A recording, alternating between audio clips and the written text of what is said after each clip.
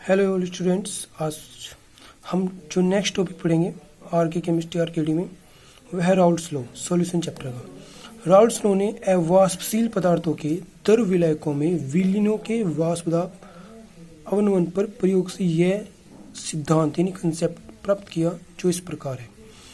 According to Raoult's यानी Raoult's नियम के अनुसार या राउल्ट्स लॉ के अनुसार वाष्पदाब का आपेक्षिक अवनमन विलयन में विलय के मोल प्रभाज के बराबर होता है। यानी क्या कह सकते हैं, एट कॉन्स्टेंट टेम्परेचर यानी नियत ताप पर P naught minus P S upon P naught is equal to small n upon n plus n, यानी विलय के मोल अपॉन विलय प्लस विलायक के मोल्स जो होता है वो P naught minus P S upon P note के क्या होता है बराबर होता है। यानी कह रहा है वाष्पदाब का आपेक्षिक अवनमन विलयन में विलय के मोल प्रभाज के बराबर होता है,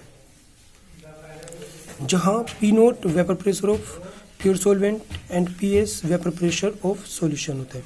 ठीक है, यह हम इस प्रकार से भी इसको एक्सप्लेन कर सकते हैं कि अकॉर्डिंग टू राउल्ट्स विलयन का वाष्पदाब विलयन में विलायक के मोल प्रभाज के अनुक्रमानुपाती होता है। विलयन का वाष्पदाब विलयन में विलायक के मोल प्रभाज के अनुक्रमानुपाती होता है। यानी पी एस बराबर P naught into n upon n plus n, यानी मोल प्रभाज है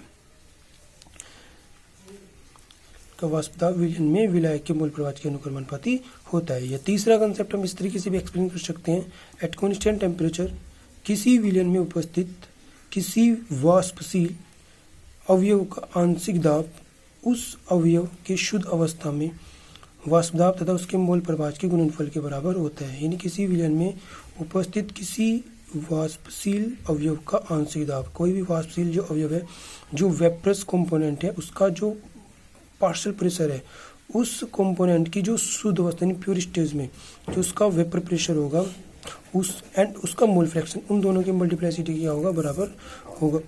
माना सॉल्यूशन के अंदर कंपोनेंट ए और बी दो हैं जिनके मोल्स की number n and n B है।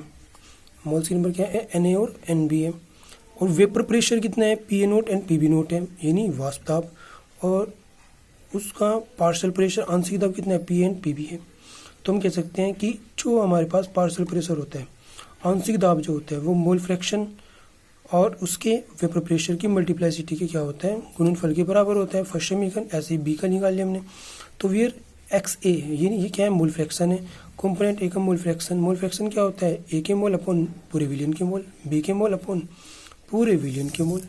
तो according to Dalton partial pressure यानी हम कह सकते हैं डाल्टन के आंशिक दाब के अनुसार कि जो कुल दाब होता है सिस्टम में अंदर जो कुल दाब होता है कुल प्रेशर जो होता है वो दोनों कंपोनेंट के क्या होगा पार्शियल प्रेशर की सम की क्या होगा बराबर। तो पी ए क्या है मेरे पास, X A P not plus P B क्या X B into P B not, दोनों का जो सम होगा वो क्या होगा हमारा कंप्लीट प्रेशर होगा। इस फॉर्मूले से हम ये कह सकते हैं कि जो सिस्टम का जो कुल दाब है वो पार्शियल प्रेशर के सम के क्या होता है बराबर होता है। यानी हम कह सकते हैं इसी हम क्या कहते हैं राउल्ट्स लॉ भी कहते हैं। इसी हम क्या कहते हैं राउल्ट्स लॉ, यानी कुल दाब जो होता है मोल प्रभाज और आंशिक दाब के गुणनफल के बराबर होता है विलयन के अंदर। इसे हम क्या कहते हैं राउल्ट्स लॉ कहते हैं। लिमिटेशन क्या है, यह रूल्स केवल अवाष्पशील विद्युत अनपघट्य के तनु विलयनों पर लागू होता है। यह रूल्स केवल किस पे होता है, वाष्पशील विद्युत अनपघट्य यानी कि जो विद्युत अनपघट्य नॉन इलेक्ट्रोलाइट के तनु विलयनों पर लागू